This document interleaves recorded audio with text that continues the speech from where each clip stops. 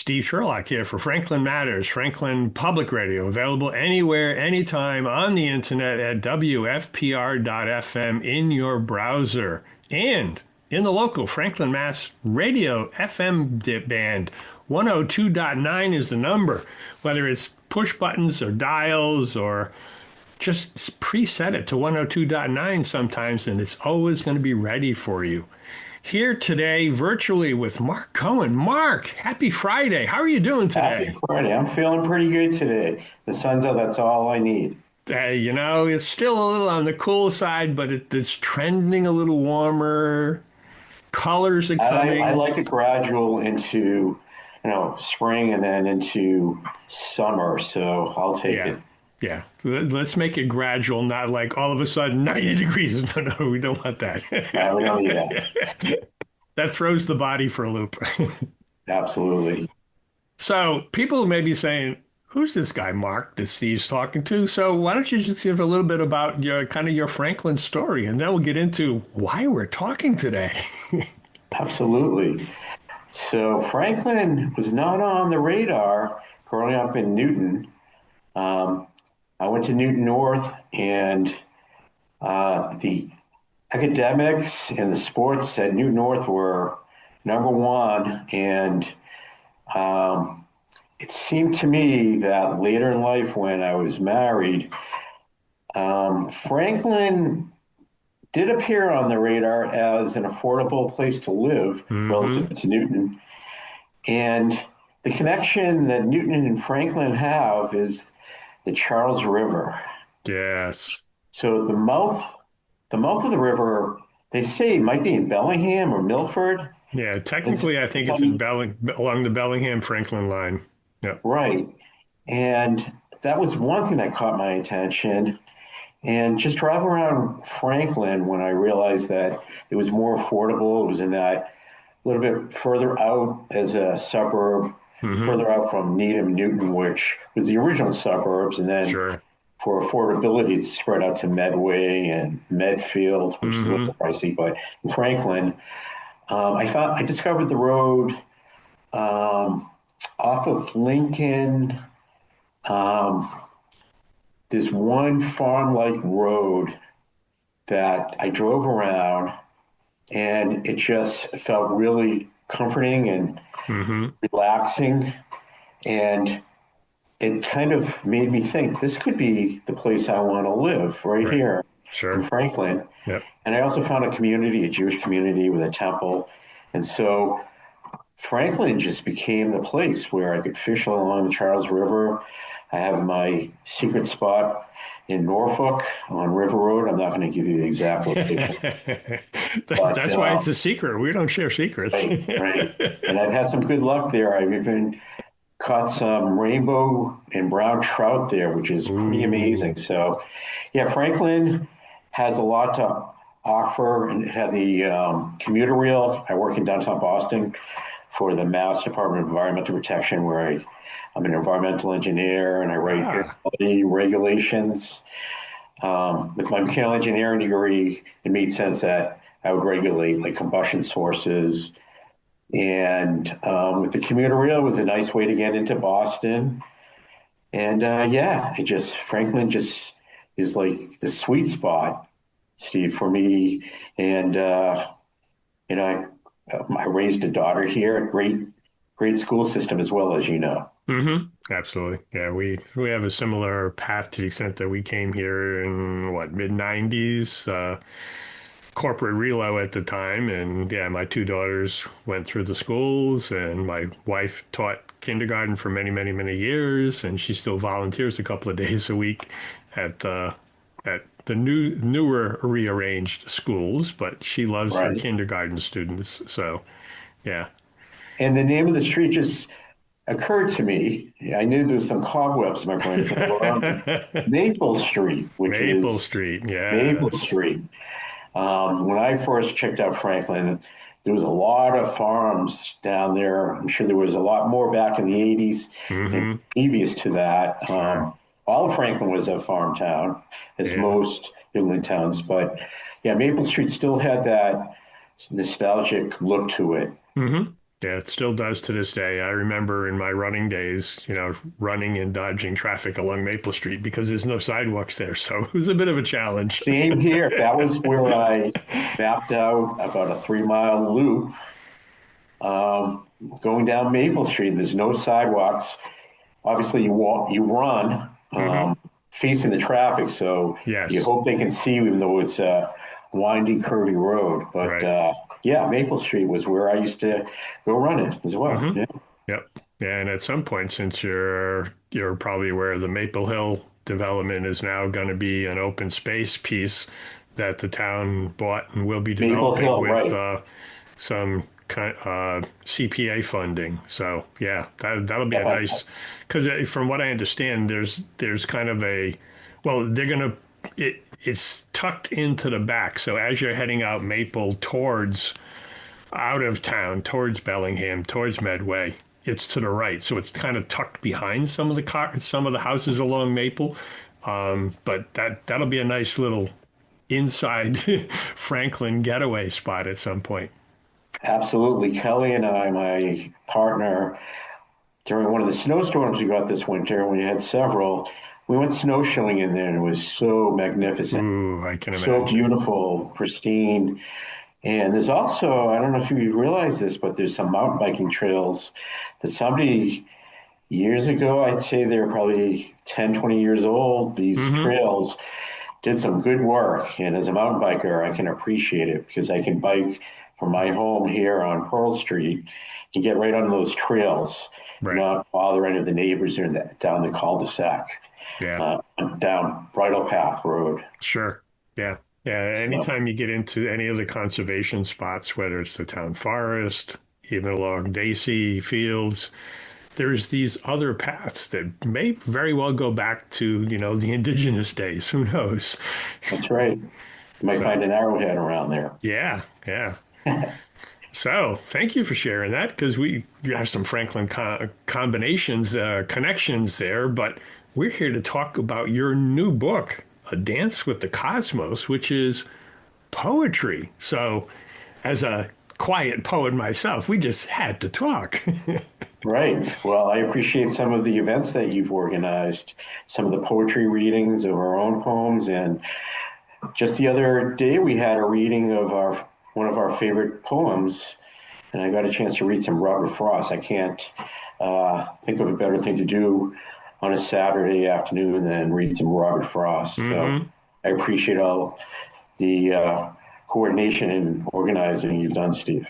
Yeah, that's something that'll happen on a more frequent basis. The consensus of the group was to do it more than just in April. April Right? is obviously poetry month, but yeah, there's nothing That's wrong with right. having That's poetry and right. conversation. So this is apropos because we're actually doing this towards the tail end of April, and it's Poetry Month. So Correct. that's great. Yeah. So for you, why poetry? What drew you to it? So I think the first time I actually wrote a poem was this magical moment when my daughter Maya was born, and she was born at 3:58 a.m. at the Newton Wellesley Hospital, and I'll never forget her being delivered and her eyes opening up and just looking around at this the light, the darkness, Mm, the contrast, mm-hmm. and just trying to absorb, learn where am I? What is this all about? Sort of like kind of the philosophical. What is the universe like, and what's the meaning to life? Kind of Sure. expression in her eyes. It was amazing, and I felt compelled to write a poem. And I think that might have been the first poem that I wrote. Um, it's titled "A Little Angel Staring at Me." There's just this look of pleasure, just absorbing as much as possible in that room where she was delivered. Mm, And I really enjoyed putting the pen to the paper and writing a poem about that look she had mm-hmm. and just that experience. It was the most amazing experience of my life. And I'm sure you can probably relate to it having children. There's nothing more amazing than the birth of a child.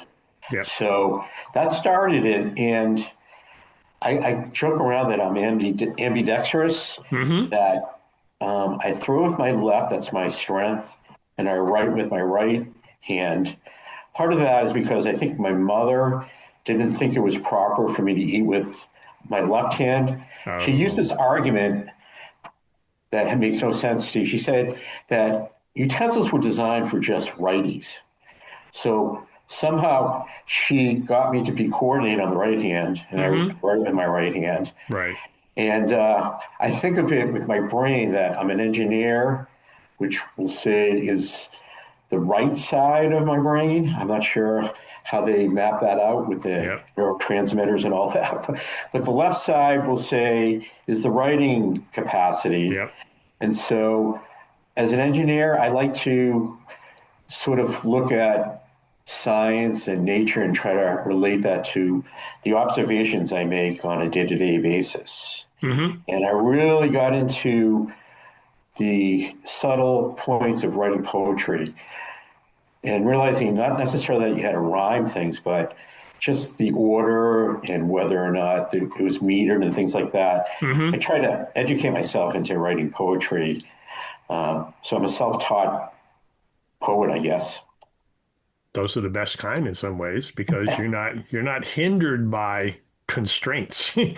You This is don't the way have it to has to be. You necessarily. just go out and do it. Right. It's almost like, you write music or you you play guitar with the drummer. I play the drums and I like to invite guitarists over and we just, we make up some kind of music and Mm-hmm. play around it. And it's a great experience. It's fun, a lot of fun. Little jam session. Yes. Yeah. Yep. Definitely. Yes. Yeah. And I think finding a moment that strikes you a la, the look of the youth, the baby, just trying to explore and figure out what's going on. It's a struggle these days because there's just so much to gather our attention. But what I like to think is the best times or the times for us to be best learners is when we approach the world like that of a child, where you're just wide open, trying to figure out what the heck is going on. Yeah.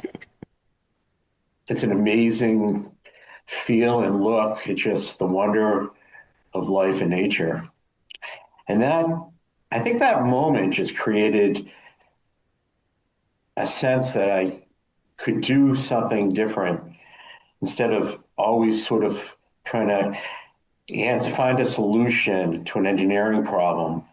Look more at the analysis and sort of the issues within a problem. And that kind of led into having that flexibility in writing poetry where it's open minded and you can just day to day take a walk somewhere like I do. I go to Stony Brook, that's my sanctuary. Mm-hmm. Every morning I go there, and that might sound mundane to most people, but if you don't find something to observe that's novel or different from day to day, then you're not really in the present moment and being mindful.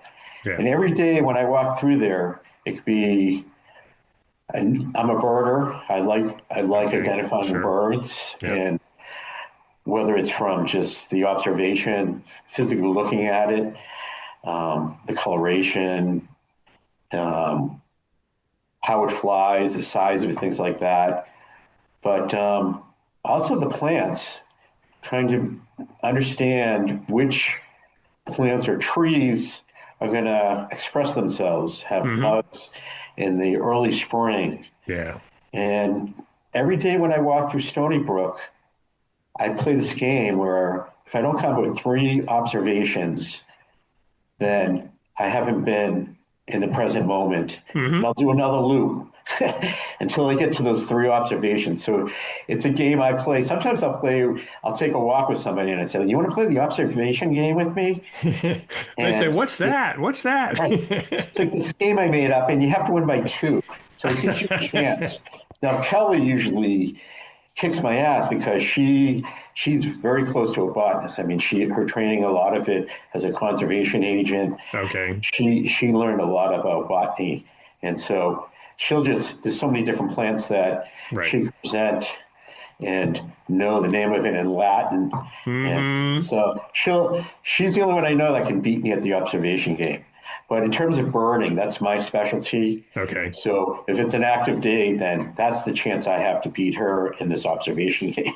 Right. So, but a lot of my poetry writings, if you get a chance to get through the book, is about a certain species of bird, where it likes to hang out, Mm-hmm. bird song, if it flies in a flock or if it likes to be alone, what's unique about its bird song. I mean, I can go on and on, just the coloration. Just yesterday, I saw a yellow rumped warbler, and I also saw a myrtle warbler, where you'll see yellow on the wing and on the cap, but obviously a yellow rump warbler will have it on its rump.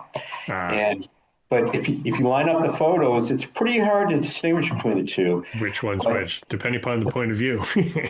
right, exactly what angle it's looking at you or how you get that photo. Yeah. But just the subtlety in that observation, that's a poem right there.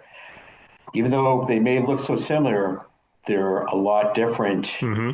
and you really have to look closely. So those are the kind of observations that I like to write a poem about, just the natural world. I got into a lot of science writing because of my engineering background. My oldest brother, Michael, is a physicist, and I wrote a poem about taking a train ride to Paris and looking across the way, imagining it's the late 19th century, and there's Einstein. And we end up sitting together and drinking single malt scotches. At the end of this poem, I ask him if he wants to grab a cab with me, and his response is, "Well, I don't know if I want to head to the past or to the future, instead of east Oh. west." And my brother Michael, he said, I want to work on that poem with you." I said, "Well, I think I completed it, but take a look at it, and maybe I'll accept an edit or two." Uh-huh. And he wanted a big part in this poetry book, A Dance with the Cosmos. Yeah. So he got the role of chief editor. Okay. And he's 17 years older than me. Uh-huh. So this was a good collaboration between me and my oldest brother, Michael. And I did accept more edits than I expected in this book from him. Mm-hmm. But I just appreciated the collaboration because when I was born, he had already basically moved out of the house. He was a student at BU at age Ah, 17. right. So I Sure. didn't really know him. So Yep. only over the past 10, 15 years have we become closer. So I respect that relationship. Mm-hmm. Definitely. Yeah, so the book title you just mentioned, A Dance with the Cosmos. Let's start there. How did the title come to be? It seems, and I don't want to speculate, I'd rather have you explain, but just the little bits that you've been saying so far, clearly with your mechanical engineering background and liking to be nature, A Dance with the Cosmos. The only piece you had other than birdsong, you really hadn't connected music to it, but I'm getting there's still some connections in there, but I'd rather have you explain it. Yeah. So this is a Franklin connection as well. You know, Schmidt Farm. Schmidt Farm, yes. So when there is a full moon, say it's the harvest moon or Mm-hmm. another type of full moon, Kelly and I will go to Schmidt's Farm, which is a high elevation Yep. up on a hill. And that's our go to place to see a full moon, or Mm, perhaps we're going to look at or try to find a constellation, whether it's Pisces or Sagittarius. mm-hmm. I'm very much into these constellations and trying to find them. And Schmidt's Farm is a great vantage point. There's not too much light pollution. Right. And so you'll find us there a lot. Yes. Yep. There's, I think they just created a parking area that you can get into. And I find it fascinating just looking at space and the stars, and Mm-hmm. a lot of my poetry what is related to these events like a full moon or Mm-hmm. eclipse or something of that nature. Right. Yeah, so that is another strong interest I have, and a lot of my poetry relates to the cosmos, the stars. One poem I wrote was titled "The First Star," and it's about my first love. The first star is like a first love. It's the brightest star. It's the one that you fall in love with at the very beginning, and you'll never forget about them because Mm. it's the first star. And that's the story there with my strong interest in the cosmos and the full moons, and you can name it. Mm-hmm. Indeed. Yeah, and since we talked about Maple Hill, Schmitz Farm will also be developed with CPA funds. So, yeah, That's I right. I have been remember there. being at a ribbon cutting there about a year ago with Jeff Roy and Yep, some of the town councilors. And for that might have been more like a year or two, was it 2 years ago? probably two. You Yeah, may have been there. I yeah, have a I feeling you were recall there. being there. Yep, yep, Yeah. yeah. The I haven't been there recently. I think the barn was coming down because there was some time period where they were hoping they were going to be save the barn, but it's apparently Yeah, I was a very little upset beyond about it. the barn. They said it was structurally unsound. Mm-hmm. Some of the joists were in disrepair, and it was infested, and they had to take it down. Yeah. But originally, it was planned to be an educational place for children. Mm-hmm. But maybe they can come up with another structure. How about a sugar maple type, you know, process Shed shed, to. right? Yep, yep, Or yep. shack. Shack, So maple that shack. Yep, yep. the maple shack, that would be great. Sure. Or even just some open space, kind of at least a canopy at a minimum to Right. keep the weather away from the top of All us you and need is still a be tent, outside. right? Yeah, yeah, yeah, yep. I And learned a lot camping in tents back sure. in the day. So Mm-hmm. why not? Why Just not? need a bigger structure. Yeah. Being outside, I think, especially in, as we talked of, the media awareness, attention grabbing around us all the time, you can get away from that by getting into a path, stepping into the woods. Because fortunately, there's no YouTube, there's no TV. Put the phone in your pocket, keep it there, and just listen to the birds, watch the trees. Right. I don't, we have a rule in this house that no cell phone use on the weekends, Mm, just for emergency purposes. Just so I have an open line to my daughter. That's about it. right. That sounds good. That sounds good I indeed. mean, there's just too much chaos and war and violence in the world, and this is another reason, see why I like to write poetry. It provides an escape from the utter destruction of what's going on in the Middle East and Mm, different places where there's starvation and bombings, and reading about children and mothers lives being destroyed or having to move from one place to another in the Middle East. And hmm. it's just to have some gratitude as we live here in this country that we're not faced internally in the US with warfare, but at the same time, you could argue that this country is inflicting a lot of pain in the rest of the world. Mm-hmm. For sure. So I think writing poetry is an escape and a way to try to rationalize or just bring you somewhere that's a little bit in a safer zone so you can try to calm down. I sometimes my Yes. blood pressure goes up when I see what's going on in Ukraine. Mm-hmm. My ancestors are from the Ukraine. Oh, okay. Um, Yep. yep, during World War II, I lost a lot of great uncles who I think my understanding is they fought in the Russian army against the Germans, and Okay. there's some really sad stories about you hear about the Nazis shooting them Mm-hmm. in the back and throwing them in pits. Sure. And if it wasn't for my grandfather leaving right before the Russian Revolution and coming to this country, you wouldn't be talking to me right now, right? Right. So, Yep.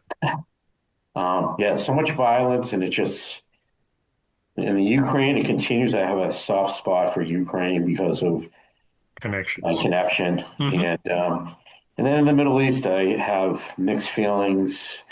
As a Jewish person, I have a strong faith in my religion, but I'm not supportive of the Israeli government, and so there's a lot of mixed feelings. And I like to write about that and try to explain. There's no easy way to explain things like that, right? Yeah. Yeah. It's very complex. So Yeah. poetry That gives me an opportunity to express myself agreed. and Yeah. um, journal a lot of my feelings. Mm-hmm. Yeah. And then as the time you find that moment that you want to explore, then it helps at least you internalize and come up with some potential answer or point Right. of discussion. And then you can have a civil discourse with somebody about this or that, et cetera. So, Exactly. That's yeah. exactly right. It brings it to a level where you can actually have a conversation with someone else. Mm-hmm. So, Yeah. So, since we were talking about the book of poetry, we had talked beforehand. Do you want to read one? yeah, that would be great. Thanks, Steve. Um, why don't we start with Sailing in the Dark? And that probably hits the point we're talking about. Sometimes life is obscure and hidden. You don't really know what exactly is going on.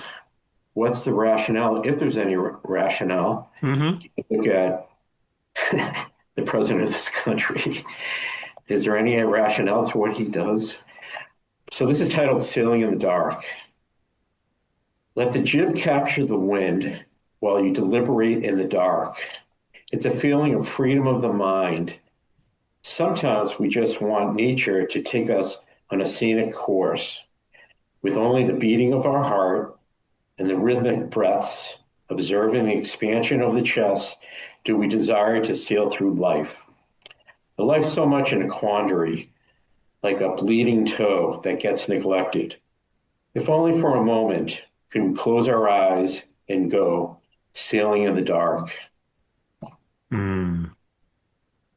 Would you mind Yeah. if I read a poem that's right on the other page? And this is titled These Birds Belong to Me. Sure. Go for it. They hide in my shrubs in front, then in a swarm fly to my feet or in the back. Sometimes they just lead the way. The birdsong in the background is like a parade going by. Mostly the sparrows, some chickadees, a few catbirds, and that lovely northern cardinal couple make an entrance like a debut of an on-Broadway play. A repeat show so popular that I must feed them every day. Yes, it's okay. These birds belong to me. Mm. Yeah. And we live in the condo, so I don't have a bird feeder outside, but in our other house that we moved away from a couple of years ago, we had two or three bird feeders. And yeah, we had at least several cardinal couples coming from time to time. And it was always interesting to watch their navigating amongst the other birds that were also going to the bird feeders. So they were each taking their turn. You hit exactly one of the poems I wrote where they have better manners than humans because they do wait on the nearby shrubs Yep. so they don't overcrowd the landing pegs, Right. right? And even though they may be hungry and humans get hungry too, they Mm-hmm. do wait their turn to get their moment to get to the feeder. Right. And you couldn't get more polite than if you watch the sparrows, especially. Mm-hmm. taking their turn on the feeder. So Right. I do think birds have better manners than humans. And you hit it, Steve. That's exactly right. Um, I wanted, if you don't mind, read something I wrote a couple days ago, just to Sure. introduce Fresh one? By some all new means. poetry, Yeah. just so it, a lot of times after you write a book, and this is my second poetry book. The first one I self-published. There was an app for it, and they basically do all the printing. The company behind this app, Mm-hmm. but the photographs, just like in A Dance with the Cosmos, were my original photographs, Okay. and I had to compile and organize the poems and all that stuff. Whereas with the Dance with the Cosmos, it was a Simon and Schuster subsidiary publisher called Archway Publishing. Okay. And so they did all that behind the scene work, the compilation, the organization, and the producing the book with the Mm. bindings and Right. everything. Yeah. Yeah, it's a I think A Dance with the Cosmos is much more professional, but my experience self publishing the first book, which was titled A Romance with Poetry or Okay. Romance with Poetry, Yeah. was a good trial and error to sort of get myself ready for this Mm-hmm. Was real deal poetry. a step in the water. Yes. Right. So I wrote this poem April 18, 2026, titled Poetry is Like a Wave. It ebbs and flows, crashing in the midst of the vast ocean where nobody knows. The stanza builds up and grows, literally effervescent, foaming and glows, like a star created at dusk, euphoric and nostalgic, memories of a first swim when young and trim. A poem of meter. I'm sorry, I lost the page. Oops. I will get back to it. You can start again from the top if you want. Yeah, let's try that again. Sorry. That's okay. Poetry is like a wave. It ebbs and flows, crashing in the midst of the vast ocean where nobody knows. The stanza builds up and grows, literally effervescent, foaming, and glows. Like a star created at dusk, euphoric and nostalgic, memories of a first swim when young and trim. A poem of meter and iambic verse flows like a wave on course, rhythmic and repeating, so powerful that cannot be defeated. I long to read a gentle poem where the continuous waves land and play a swishing philharmonic. It's interesting. The initial response is, while some of your other poems, at least in the book A Dance with the Cosmos, there's not a definitive rhyme scheme. You definitely had more deliberate rhyming in that one. Yeah, more recently, I've been looking at Robert Frost and as because I read Robert Frost Mm-hmm. Sure. in the metering and finding that it's an interesting sort of, it's like writing music. Sure. It has a certain beat and rhythm Yep. and repeating, and you wanted to sort of have that continuous meter break and pause and move in a good flow. And Mm-hmm. so I'm trying to get a little bit more into that meter type of writing poetry. Okay. And you don't know, as you know, you don't always have to rhyme in poetry, True. but it's a greater challenge. And I'd like to try sometimes to make it a little more rhythmic, Mm-hmm. although that's not a set rule. So I go back and forth, and I think you probably do too when you write some poetry, right? Uh, yeah. So Quick. there's just so many different styles out there. There But are. There Robert are. Frost really kind of set the way on that approach. So I'm trying to learn. And like I said, being self-taught, Mm-hmm. um, there's a lot of research going on, and it's evolving, and I'm learning and learning as I go. Mm-hmm. Agreed. Yeah, my own evolution has been somewhat similar. My first book will probably be kind of evolutionary, so I'll have at least three parts. Kind of my early poems, which in some cases were shaped on the page in order for the line length to be read, right? Which is a style done at some point by multiple people. So it wasn't my own, but I just I adapted it to my own.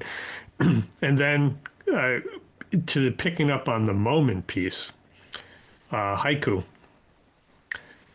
that the Eastern piece where you just got that little moment, and generally a haiku is 17 syllables, 575. I Yeah. created shirku, which added two syllables to it because my mother had always said you don't say anything unless you can add your 2 cents. So 19, if you've ever played cribbage, 19 is an impossible score in cribbage. Yeah, So one of the oldest games. I love a game of cribbage. yeah, We'll have to play sometime. indeed. We'll So have a poetry 19 kept it session in and that, play yeah, cribbage. 19 kept it in that, challenging realm. And Yeah. then William Carlos Williams is one of my favorite early, well, not early, early in my development. William Carlos Williams, he wrote in and said that the American idiom is really more 3 and 4 syllables because that's how we naturally speak, right? So you think of, Yeah, that makes sense. any ads, just do it, for example, in Nike, right? 3 syllables. So instead of the 575, mine became 3 or 4. So it's longer in terms of the length, 6 or 7 lines, but it's in the American idiom that way. But then I also found, especially more recently, that the moment wasn't enough to say all I wanted to say. And I became aware of, through Rumi and Mirabai, the Hazal from the Middle East, which is Hmm. kind of like from a whirling dervish world where it was definitely more sing song.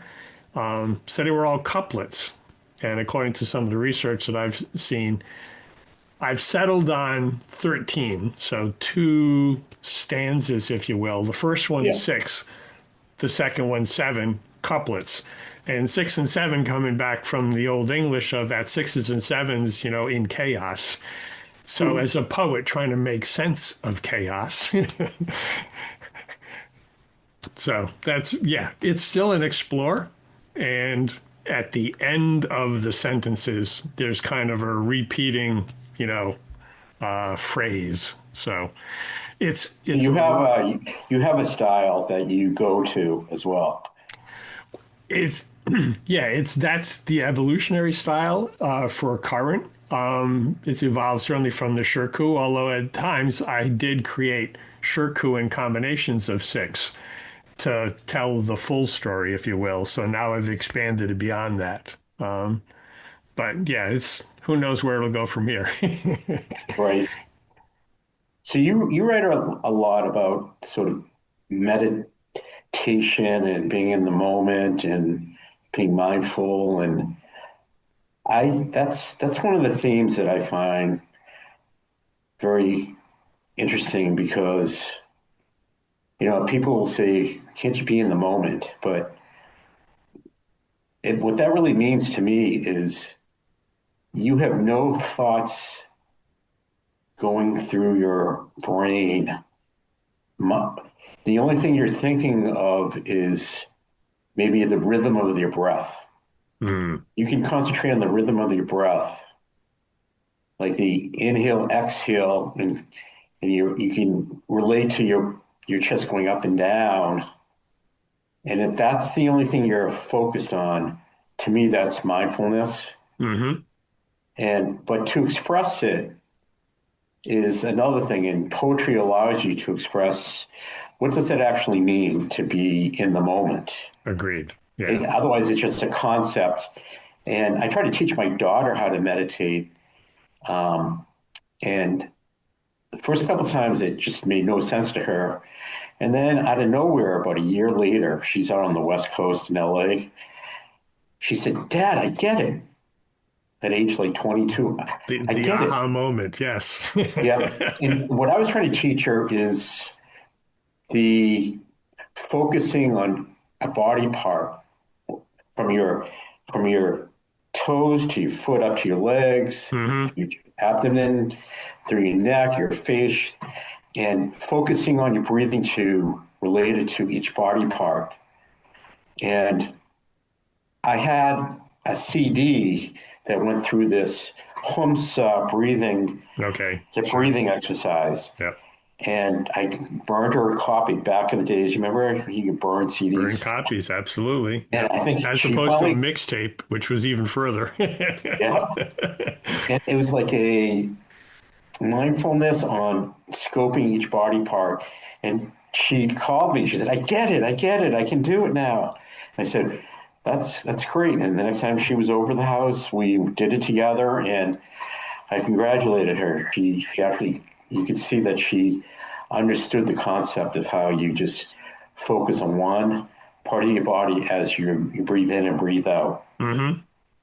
And the breathing in is sort of a feeling of fulfillment, and then breathing out is a feeling of letting go. Mm. And so whenever I need to ground myself, that's the type of meditation I will fulfill in order to feel better. Right. Yep. Yeah, I concur. Yes. Well, this has been a fascinating conversation, and we probably could do more of these. I, I'm open minded to it.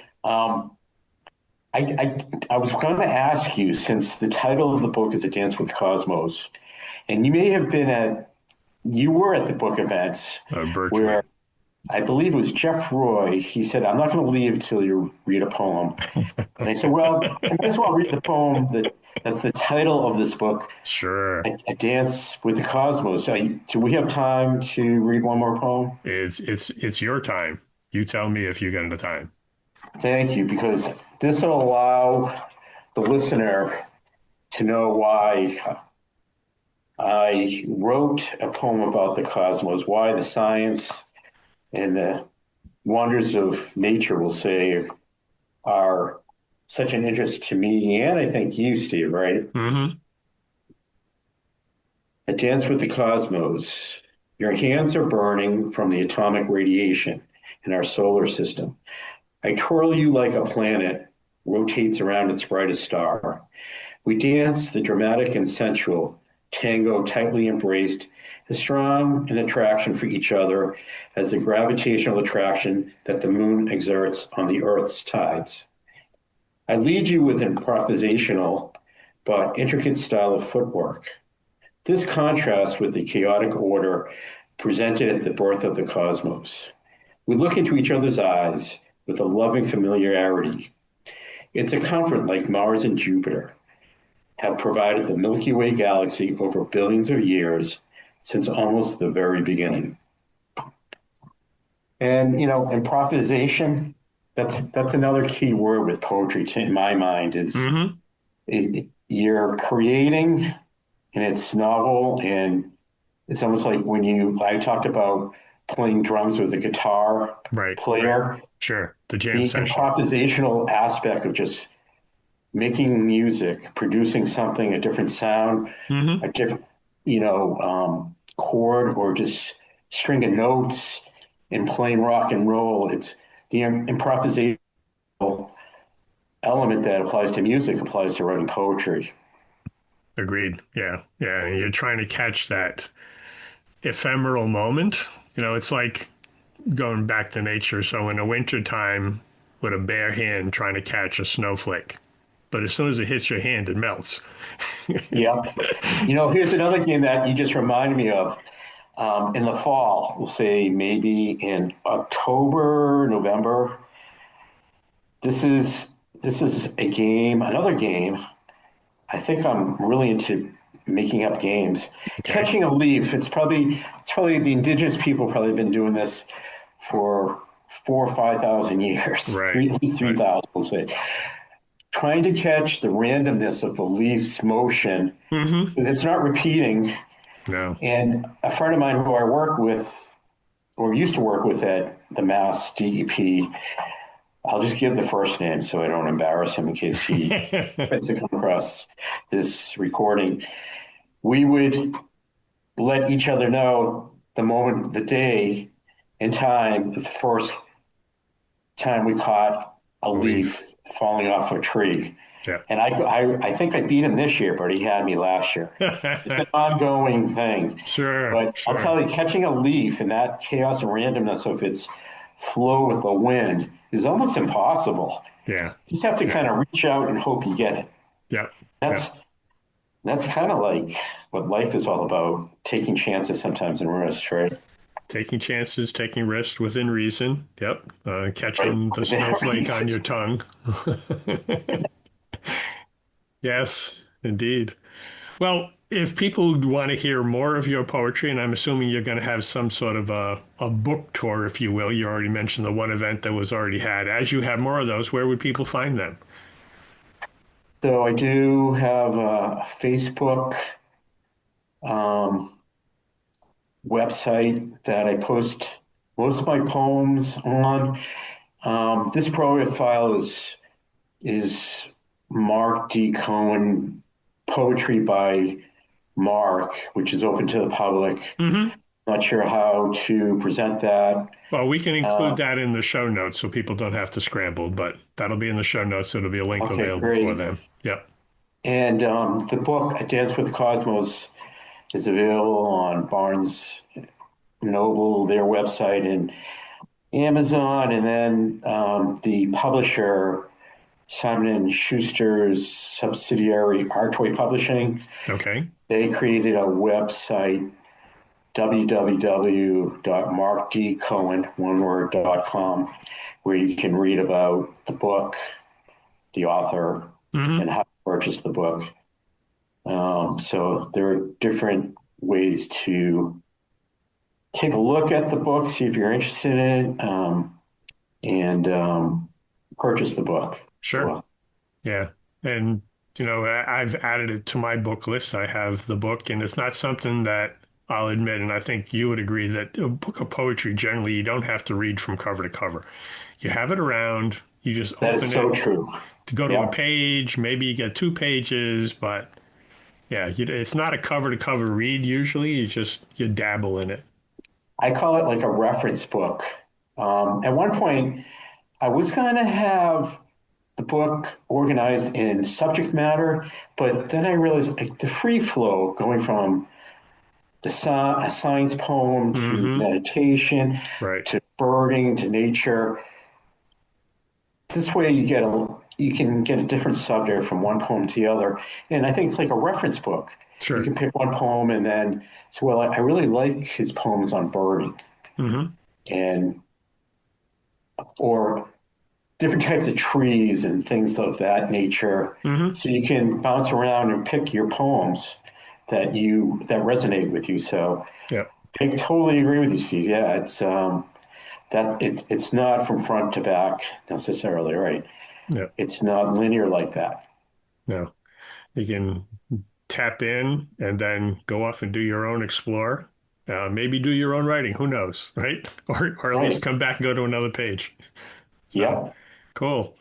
Well, this has been good, as I mentioned. Thank you for taking time to talk about your Franklin story and writing and reading a couple from the book. And we encourage others to listen to this, of course, and then spread the word. And stay tuned to socials. There'll be other poetry and conversation events, not just in April.